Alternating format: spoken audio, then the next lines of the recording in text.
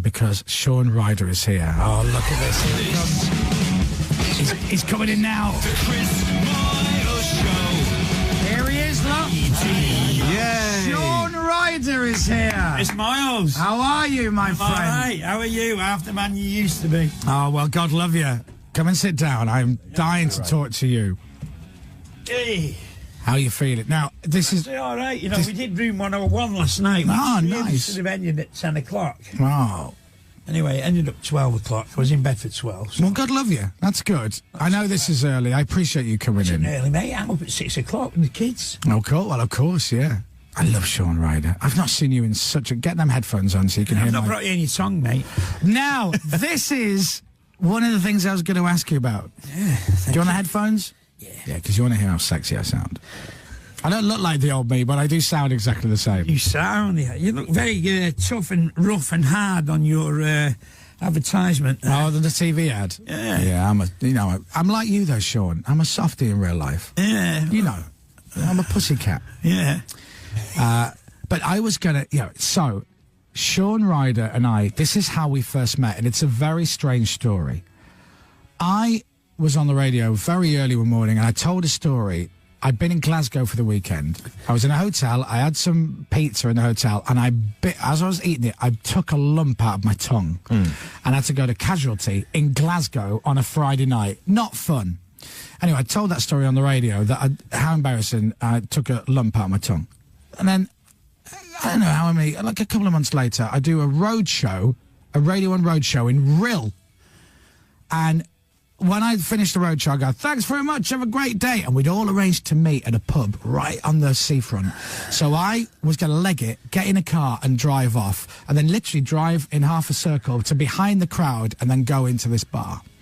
And as I'm legging it to the car, they go, Chris, someone wants to say hello. I went, I've got to go. Someone wants to say hello. And I turn around, and it's Shaun Ryder, and he goes, I got you some tongue. And he bought me a packet of tongue. Brilliant. And I'm like, what? Shaun, come with us for a drink. All right. So we came for a drink.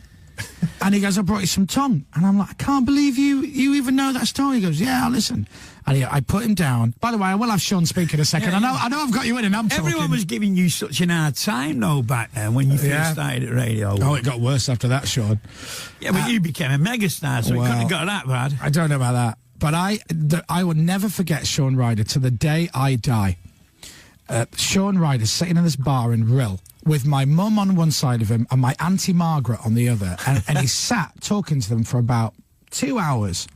Never swore, was nothing but a gentleman, nothing but lovely. I had the kids with me. The kids were there. Me and the kids are all playing pool and running around the pub being idiots. Shaun's sitting there talking about Ireland with my mum and all that, my Auntie Margaret. And eventually you guys had to go. And then my mum said, he's a lovely fella, this Shaun, isn't he? Lovely. What does he do again? Me and my brother go, how do we describe Shaun Ryder now to our mum? So my mum thinks Shaun is literally one of the nicest men. Yeah. And she's right, by the way, because you are. Thank you. But I can't remember. I can't believe you Your mum was remember one of the nicest women I ever pulled. Steady on, son. So how are you feeling? How are you, Shaun Ryder? I'm great. Yeah? Really good, yeah. It's so good to see you. And I'll be honest with you, it's so good to see you still alive. Okay. Because back in the day, there's a good chance with your life, how it was, that you couldn't have been here. No. Well, we've got to put something straight, right? Okay, Fleetwood Mac did more drugs than we did. Well, right? that is... Fleetwood Mac had the planes, the Boeing 747s, the sheds, the money, so, yeah. How is your life now? My life's fantastic. How clean living are you? Oh, really? Too clean. Do you drink? I will have a pint. Right. I've not gone sort of all, Jovis drinking. You're not dry, completely dry. No, Do you smoke? I e-cigs. Oh, do you? Yeah. Oh, you're one of them. Yeah. How do you find them? All right. Well, they've just started giving me hyperventilating. Right. Yeah, for some reason. They make me hyperventilate, so I've had to stick one of those nicotine tablets under my tongue. Right. So if you see me frothing at the gob, it's just nicotine tablet. Right. Honest. Yeah, sure. No, listen. I know you. You're a very honest man. Everyone knows a lot about you. Well, you think they know a lot about me. Well, that's true. But then you are always very honest in your interviews. There's so much to talk to you about. Now, I am amazed, as most people are. People will know about this, but in case they don't, Shaun took part in a TV series called Singing in the Rainforest. Now, this sounds like people came up with this idea after maybe spending a night with Shaun Ryder and Bez, because the idea is a crazy idea, and I can't believe you agreed to do it. Oh, absolutely. The ratings worldwide are just out of this world. Unbelievable. So basically, with an Amazonian jungle tribe, Shaun, Percussion players. yeah, goes over and they sing in the rainforest. They perform in the rainforest and they meet everybody. And it's an amazing thing to do. No, it was brilliant. It was like going on one of them sort of adventure holidays that you pay about 10 grand for, you know, and usually go and shoot lions, but, you know. So it was you, Roberta went with you as well. Yeah, all about him. Yeah, everybody went. Bez was there, because obviously you have to have Bez, right? Absolutely, yeah. How is he? Bez is just Bez. He sort of breaks all records, you know, really. I mean, he's 51. Wow. He's still really 21. Yeah. Still lives like he's 21, you know, and he looks fantastic. That guy never puts weight on. No. I wonder what his secret is. I wonder what it might... Well, he went out in 1989 and still not been back. So how long were you in the Amazon jungle for? I think we did about 8 or 9 days, and Right. then we got off to Mexico. And would you... I know it's a silly question, but would you ever go back? It's one of those... I would say it's a semi-life-changing thing to do. Yeah, I mean, when we was leaving, you know, you've got Rowetta. Well, we'll be back. We'll bring the family, you know, and you got. And I just can't go along with that. You know that you're never going back. Sure. You know what I mean? That's Sure. it, really. You know, and I'm not the world's biggest talker, so I sort of departed, give the chief a packet of money mints and a few of my old shirts, and did one. I could watch you flying around the world to different places. I could watch a series of this. I really could. Did you download the track? The track... So if you go on YouTube, All right, you download that track, and Right. all the money and all the publishing goes to the tribe. Yes, that is a very nice touch, by the way. I was going to say that. So they basically collaborated with the tribe on a track, Dom. Yeah. And then they're going to release that as a single. Yeah. And then that will benefit the actual tribe. That's fantastic. Which is very nice. I mean, we sort of go in there to save them. Yes. You know, and their life that they lead is just mind-blowing. I mean, come on, it's us that needs saving. Of course. Of course. And you're right. We went to Africa to climb Kilimanjaro, and you spend a bit of time there, and then we went back to give out all the nets and for the mosquitoes, and you hang out with people, and you just think your life compared to their life, and it's when you're there, you don't look at them and go, oh, bless them. There is a simplistic way of life where you go, kind of envy that.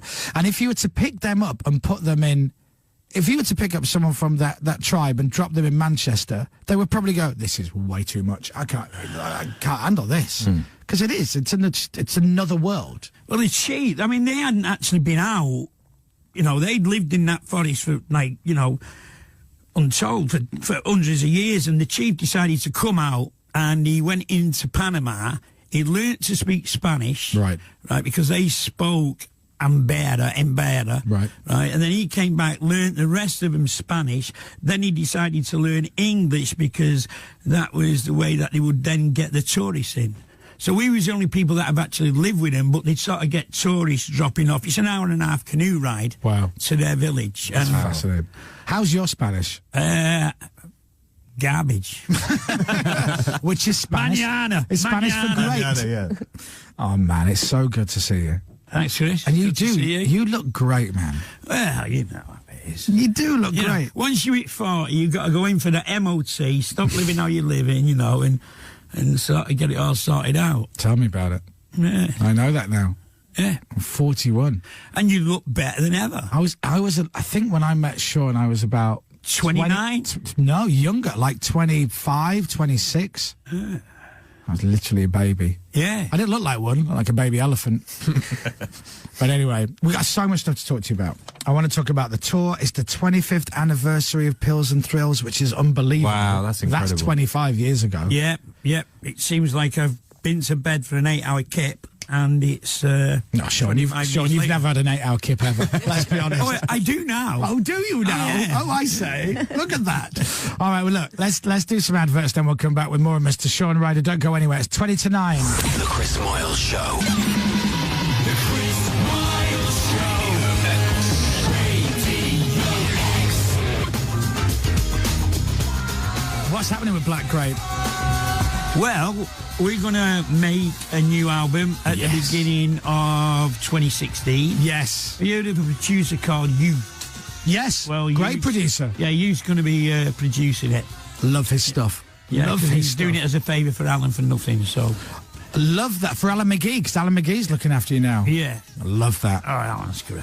This feels, everything feels good, Shaun. Yeah, I mean, it's good to get some good... I mean, me and Alan have bumped into each other for, the last 30 years, and all right, everything good. And we've never worked together, and, we always wanted to, but came about by accident, really.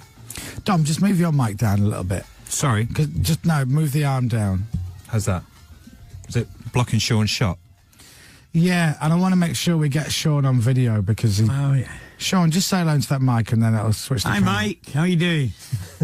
There he is. Just shuffle a little bit to your left. No, shuffle a bit that way, Shaun. That way? Yeah, keep going.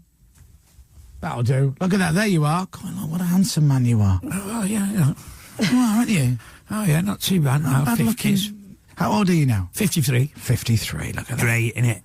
I didn't don't- do 40 too well. No? No. Because where I was at 40, it was like, listen, lad, you need to sort of grow up now. Stop all that shenanigans, get an MOT done. Mm-hmm. And then the last 13 years have been so easy. Did you have any kind of wobble when you hit 40 or 50? Oh, yeah, absolutely, because of what I was going through, really. I'd been in receivership since 1998. The receivership lasted 12 years. The only thing with receivership is if you go bankrupt, you lose all your writing. You lose everything. Oh, so, really? Oh, yeah. Someone else has it, Michael Jackson or someone. Bit McCartney. Yeah, so I couldn't, I have absolutely no problem with going bankrupt, I Right. don't give a fuss about what people think. I'd Yeah. have done that, yeah. But I couldn't do it because you lose everything. So we ended up battling it out, and I had the worst lawyers in the world, who didn't even take account of the 6 children and the school fees, and I think they released £100 a month. So how financially now are you're not a rich man? Well, when I went in the jungle, basically, the thing is when you come up, you get 100, you can earn, right? Yeah. Or 100% of your income gets took off you. Right. Right, 100%. And then, when you're trying to sort it out, they then go, well, where's your tax? You got to pay tax. How can you pay tax if the receivers are taking Taking all the 100% of money. your income off you? They had I know some robbers, but them lot are the biggest. So how does it work now? What's the situation now? If you earn Well, money... basically, really, I had to pay everything off again. What it was, when I was sort of still I feel angry 30 I year feel old. like, by the way, I'm in therapy with Shaun. Therapy, This is good. Hell yeah. So I decided not to pay these guys, these management, and then the receivership came in, and then when we did eventually get it sorted out, one, you have to pay. They took 5.6 million off me over 120 grand. Wow, what? Yeah. And then you then get it for the tax. Well, of course. So if the receivers are taking that off you, how can you pay tax? So how are you now? Where, are you? Well, it all sorted finished when I went in the jungle. I had to go pretty much underground. Right. Really. So hang on. If I was paying a gas bill, Right. or an electric bill, we basically got letters of how you paying this. Right. So they really did want me in a cardboard box. Because you've got the 25th anniversary of Pills and Thrills and Bellyaches. You're going on tour. Yeah.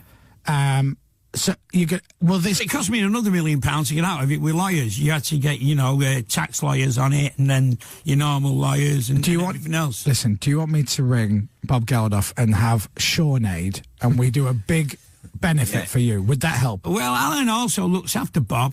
Oh, there you go, Alan McGee. Alan, if you're listening, Shaunade. We started now. Oh, okay. Oh, then don't bother, Alan. It's fine. That was one of the reasons I went in the jungle, because it had basically been sorted out. By the time I came out of the jungle, I was then allowed back on Channel 4. Of course, I saw you on that the other week. And what a great career move that was. So the tour, the 25th anniversary of the album, and then you're going on tour. You start on 5th of November, so just less than a month, and that is going to be an amazing gig. So London is at the O2 Academy in Brixton on the 3rd of December. That is an early Christmas treat for everyone in London. Go and get tickets. And all over the UK you're playing. You're going everywhere. Yeah. So when was the last time you went on a big tour? This is a business. Not long ago. I mean, we went over to China and Hong Kong, and we'd always sort of in and out of those places. And how is it different now, touring? Well, to be quite honest, it's the sex and drugs have disappeared, right? And it's just the rock and roll. Nice. These fat old men playing rock and roll who really enjoy it. That's awesome. I can't wait to see you guys live. Yeah, no, I mean, it really is better. I'm not just saying it because you've got to sell it. All the sort of the BS that comes with being young and young lads in a band has pretty much gone.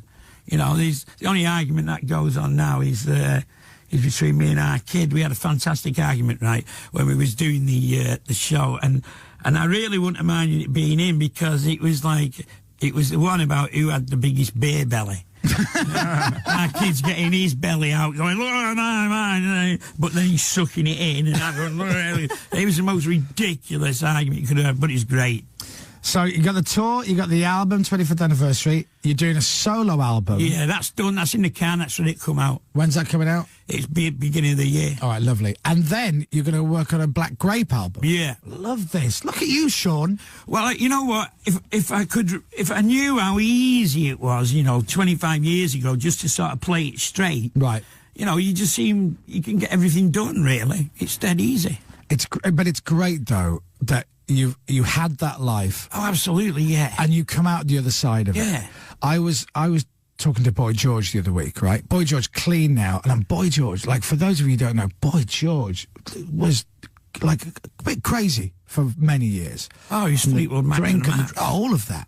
And now to come out the other side, and he's now quite zen-like, he's extremely healthy, and it's like, I look at people like that and people like yourself and just go, A, it's great that you're still alive and great that but also I'm a little bit jealous because you had that life and you've come out of it the other side and you're fine. Yeah, I mean, I never mucked about with needles, yeah. And I wasn't a big drinker. It was just all the other party stuff that I was into.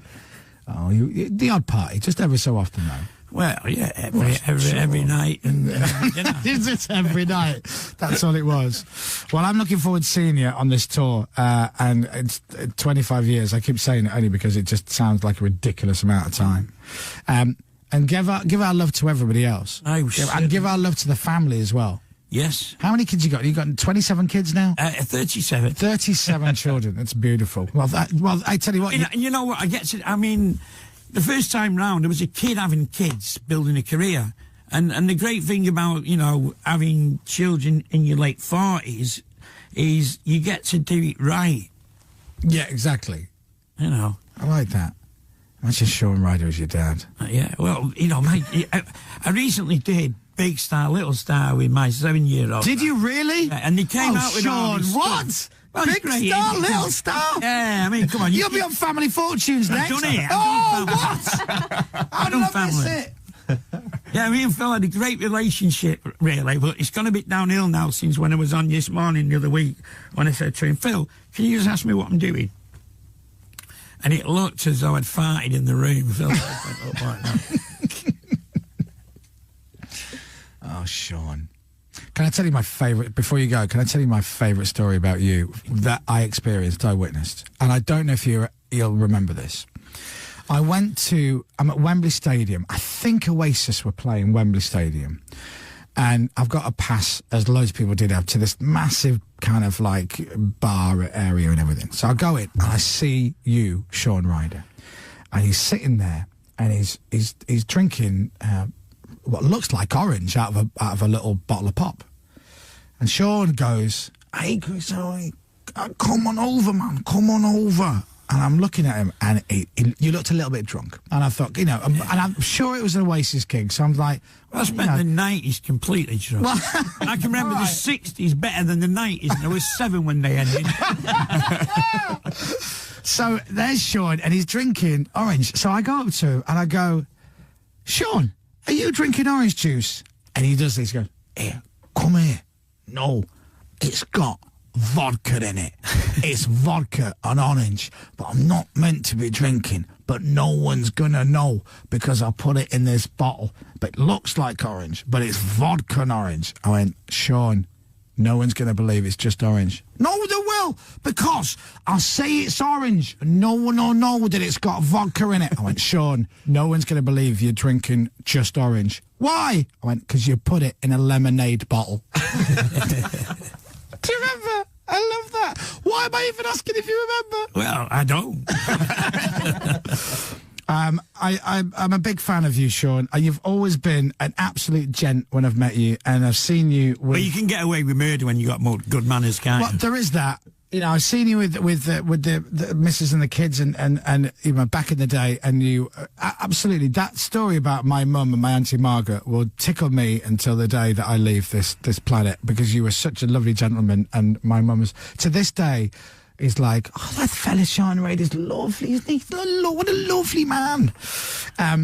I wish you nothing but success. The 25th anniversary of the album, the tour, the solo album coming out next year, Black Grape. Hey, on the movie. What movie? Well, the autobiography movie, right?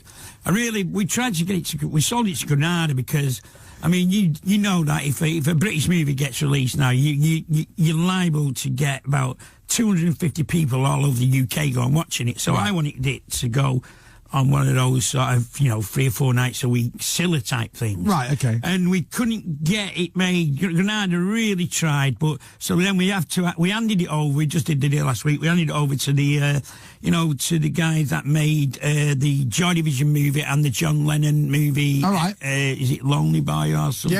Yeah, Nowhere Boy. Nowhere Boy. Yeah. Yeah, so, So it's, what, a film of your life? Yeah, of the autobiography. Holy cow. Yeah. That's awesome. I want to be in it. Yeah, you can be in it. Yeah. You can play me dad. Hey, I'll take it. Yeah. I don't mind. My old bloke at one time, we was playing Wembley, and my old bloke, by this time he was doing the monitors and the sound, and I'm shouting to him, get this sorted out, not bad. And my dad won't have that. He walks on in front of 12,000 people, walks right in front of me, Wembley Arena, and smacked me right in the nose, all over the place. So he got sacked for about 5 minutes. Yeah, you don't want anyone too tough playing your dad when they're recreating that scene. Well, you know what I mean? It's a little short fellow who can't reach. That's what you'll have. Shaun, listen, love it to see you. Good luck with everything. Come back and see us. You are welcome here any time. Thank you. You really are. I mean, I know it's early. Days, still doing the tongue?